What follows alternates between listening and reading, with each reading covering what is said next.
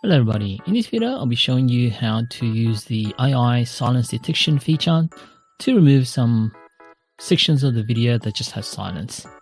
So just to give you an example, in this case, if you're waiting for something to happen, such as installing something in the background and all it is just dead silence and the same still image, you can set up the silence detection and remove sections of the video. So there's quite a few of these sections in the video. You can see there's basically dead silence in these some sections. There's probably more, so let me show you how to do that. So if you click on the video, right click, then go to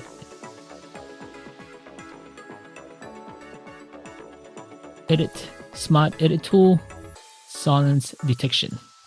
Click on that and then you can use the defaults. So for the volume threshold, if you think there's more background noise, you might want to increase the volume threshold. If you want to remove longer gaps, then increase the duration and then just add the softening buffer. If not, just keep it as defaults. Then select Analyze.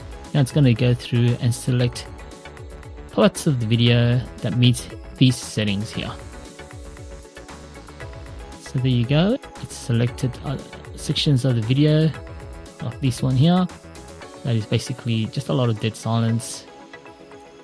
And then what you can do is click finish and replace.